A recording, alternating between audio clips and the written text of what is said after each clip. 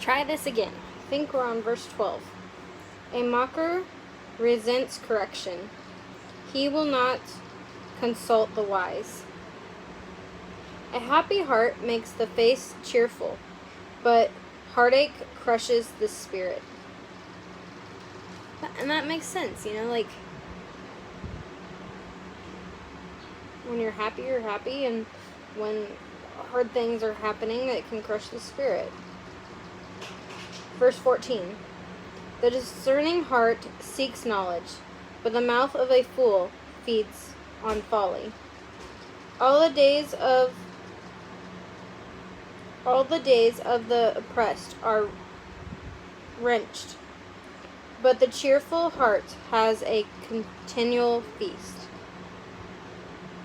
Better a little with the fear of the Lord than great wealth with turmoil. Better a meal of vegetables where there is love than a fattened calf with hatred. It's saying, no matter the circumstance, like, as long as you're happy and loving each other and caring for each other, that's what matters. It's not what you have or what you're eating. Verse 18. A hot-tempered man stirs up dissension, but a patient man calms a quarrel.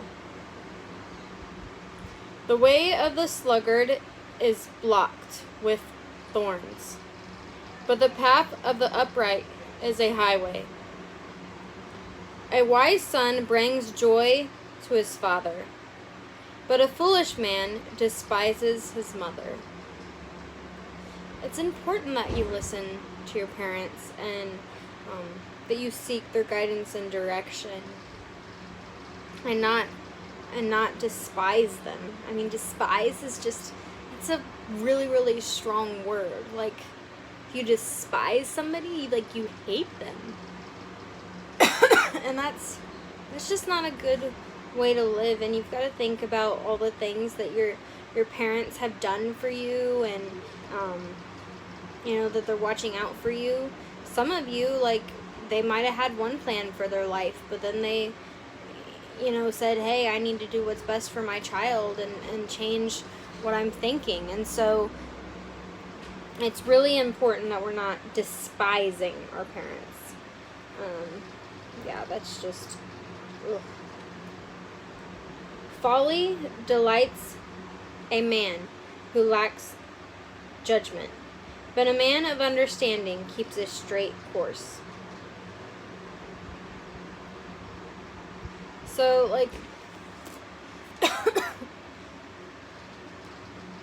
folly, like, it's personification here. It's making it seem like a person. Like, folly's waiting for this person just to do something stupid and just to mess up and to have, those challenges. But it's really an action. But a man's understanding keeps a straight course. A man that has understanding, a man that's seeking guidance and direction, they're going to be able to stay on the straight path. Verse 22. Plans fail for lack of counsel, but with many advisors they succeed. So, I've seen this, even in my own life. I might think, oh yeah, I'm going to do this and this. But when you're not seeking the Lord, when you're not seeking guidance and direction from those that are wise, like, a lot of times what you think and what you're planning on doing, it's not going to succeed. It's going to fail. And it's not going to be able to stand. But those,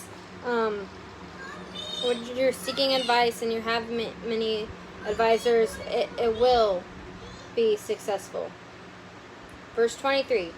A man finds joy in giving an apt reply. And how good is a timely word.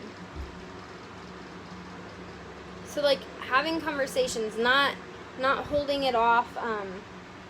When you're right there in the moment, a lot of times there's less hurt, because I remember there'd be times when I would realize I did something wrong, and I'd be like, okay, I just want to be corrected. I just want to get it over with, like right now. Because if you're just sitting on it, then you're thinking about it more and more, and it's going around in your head, and just, it can affect your thinking and just have difficulties and things. So, I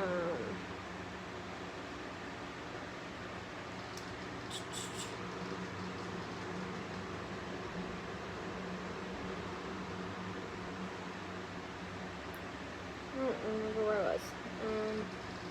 Okay, verse 24.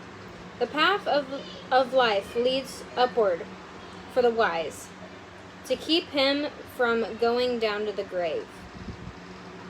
The Lord tears down the proud man's house, but he keeps the windows, boundaries intact. The Lord tears down the proud man's house. So those that are focused on themselves and not focused on the Lord, like, the Lord's going to tear them down. But he keeps the widow's boundaries intact.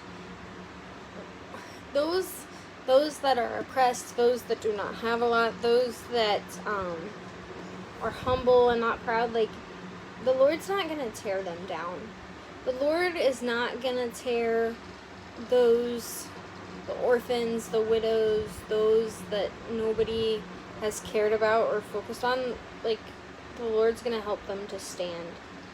Verse 26. The Lord detests the thoughts of the wicked, but those of pure are pleasing to him. So the wicked, those that have wicked thoughts, he doesn't like those, but those that have good and pure thoughts, those please him. Verse 27. A greedy man brings trouble to his family, but he who hates pride will live. So greed and being focused on yourself, like, that causes problems. But the mouth of but he who hates a bribe, who hates being, taunted or whatever, will live. The heart of the righteous weighs its answers, but the mouth of the wicked gushes evil. The Lord is far from the wicked, but he hears the prayers of the righteous. A cheerful look brings joy to the heart, and good news gives health to the bones. I like that. A cheerful look brings joy to the heart. So, like, if you go up to somebody and you just smile, like, smiling at them is going to make them feel good. And good news, health to the bones. If you've heard that, maybe one of your family members back in another country is in the hospital, but then you get this news that they're doing okay and they're going to be okay, like, that's going to make you feel good. That's going to help you go on with your life. That's going to help you, have a smile on your face that you might not have had otherwise. Okay, verse 31. He who listens to a life-giving rebuke will be at home among the wise. Listen to rebukes. Like, they're there for a reason. Especially those that are like, hey, if you go down like this path, like, that'll destroy your life. That's a life-giving rebuke of those rebukes that keep you on the straight and narrow, those that help you go the direction the Lord wants you to. Verse 32. He who ignores discipline despises himself, but whoever heeds correction gains understanding.